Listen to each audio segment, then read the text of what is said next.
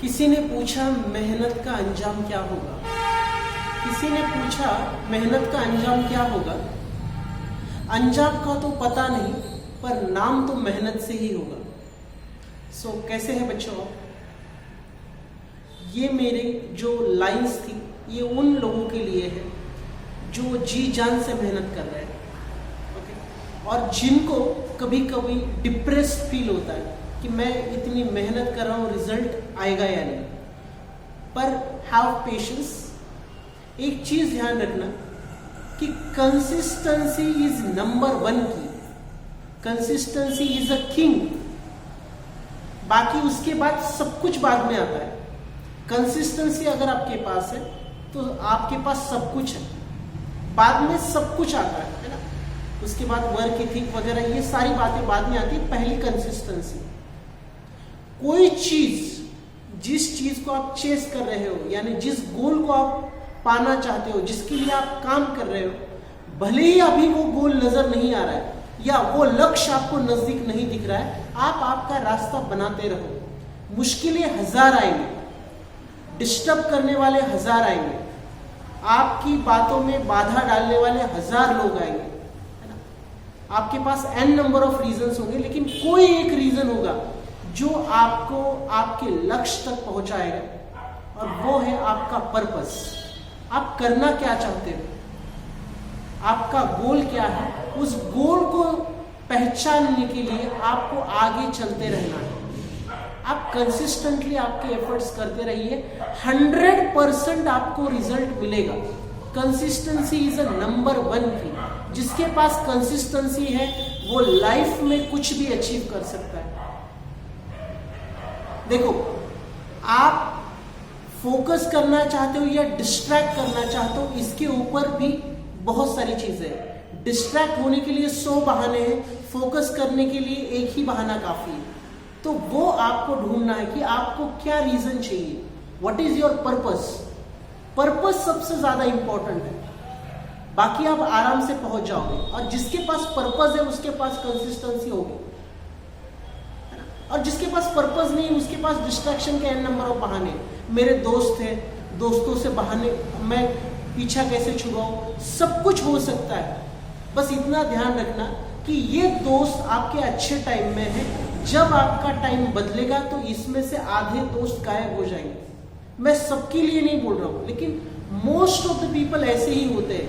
They will be with you in your good times, लेकिन जब आपका समय अच्छा नहीं रहेगा, इसमें से 50% लोग आपके साथ नहीं रहेंगे। सो अभी बस अपने लिए काम करना है। कौन क्या सोचता है या कौन दोस्त आपसे आपसे बात करना बंद करता है। कोई अगर बोलता है कि चलो मैं आपसे बात नहीं करूंगा अगर आपने टाइम नहीं दिया, तो इमीडिएटली उसका नंबर आपके मोबाइल नंबर से डिलीट कर लीजिए। कोई जरूरत नहीं है। आप सेल्फिश बनिए और अपनी पढ़ाई के ऊपर फोकस करिए, वो सबसे ज्यादा इंपॉर्टेंट और क्रूशियल। टाइम बहुत कम है, यूटिलाइज योर टाइम। किसी ने बहुत खूब कहा है कि ये जिंदगी ना मिलेगी दोबारा, अगर इसी समय को बर्बाद करते रहो तो जिंदगी फिर भी बर्बाद होती रहेगी। तो आपकी जिंदगी को आपको आबाद करना है या बर्बाद करना है, आपके हाथ में है। आपने जो सफर स्टार्ट किया या जो जर्नी आपने स्टार्ट की है उसको कंटिन्यू रखिए। बिल्कुल रुकने की जरूरत नहीं है। ऑब्स्टेकल्स आते रहेंगे, डिस्ट्रैक्शंस आते रहेंगे। मुझे भी पता है कि किसी दिन आपका पढ़ाई करने का बिल्कुल मन नहीं करेगा, ये सबके साथ होता है। लेकिन फिर भी आपका जो गोल है, आपने जो जर्नी स्टार्ट की उसको जारी रखिए, क्योंकि एक बार जो स्टार्ट किया है उसको आखिर तक ले जाना है। बीच में रुकने से हमें उतना ही सफर वापस में तर्क करना पड़ता है, तो उससे बेटर है आगे बढ़ना। और ये चीज ध्यान रखना है कि मैंने स्टार्ट क्यों किया था। कोई तो रीजन होगा कि मैंने पढ़ाई अपनी स्टार्ट की थी।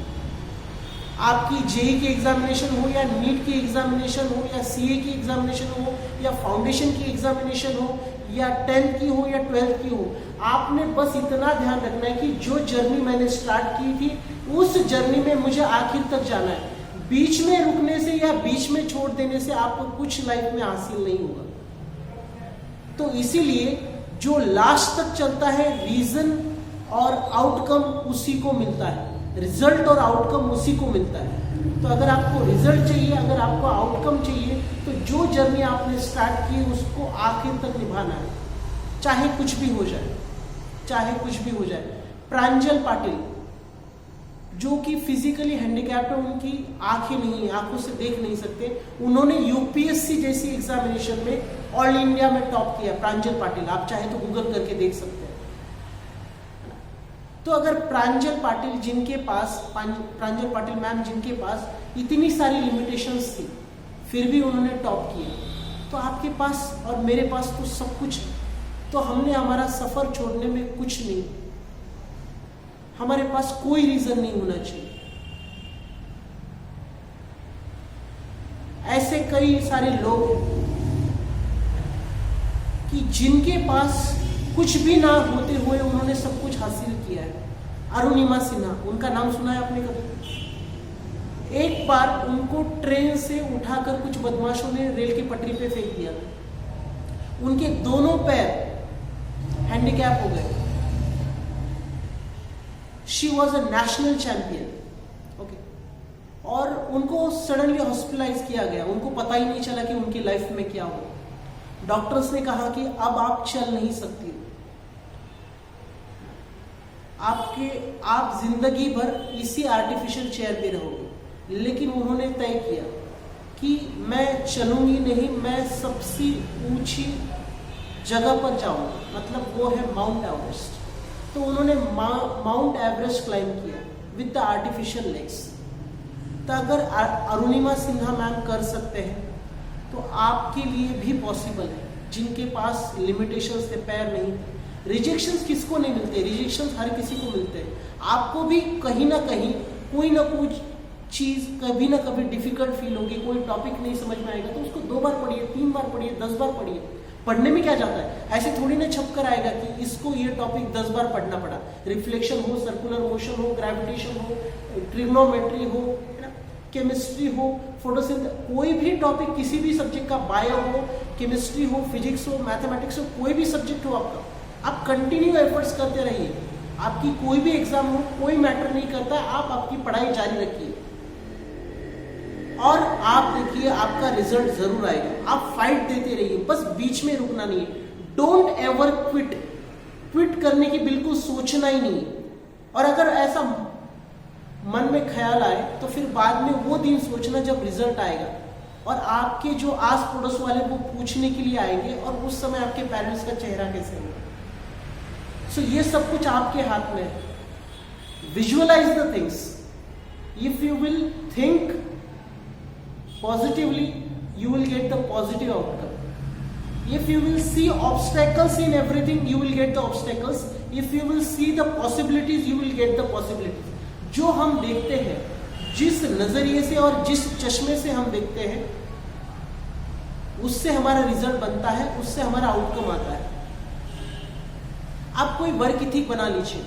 सचिन तेंदुलकर सर का वर्क इथिक था कि वो जब तक 500 डिलीवरीज मॉर्निंग में फेस नहीं करते थे तब तक सोशल मीडिया पे नहीं देखते थे। तो वैसा आपका कोई वर्क इथिक बनाइए कि सुबह मैं जब तक 3 घंटे पढ़ाई ना करूं, सुबह 4 से 7 जब तक मैं पढ़ाई ना करूं तब तक मैं अपनी जगह से उठूंगा नहीं। ऐसा कुछ डिसाइड करिए, ऐसा कुछ भयंकर सोचिए। कोई फर्क नहीं पड़ता है। आज तक मैंने किसी को नहीं सुना है कि ज्यादा पढ़ाई करने की वजह से ये बीमार पड़ा है।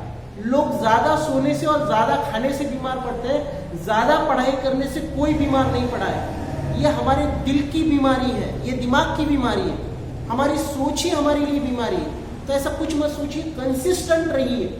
आपने कल 3 घंटे पढ़ाई की तो आज भी 3 घंटे, परसों भी 3 घंटे, हर दिन उतनी ही पढ़ाई करनी, उससे कम नहीं होनी चाहिए।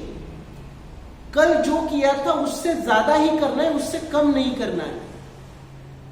और जब तक आपका टारगेट अचीव नहीं होता है तब तक बिल्कुल सोना नहीं है।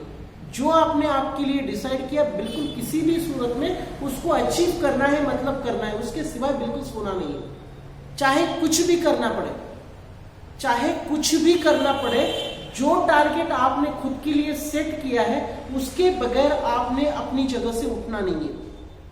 ये खुद से कमिटमेंट करना है, चाहे कुछ भी हो जाए।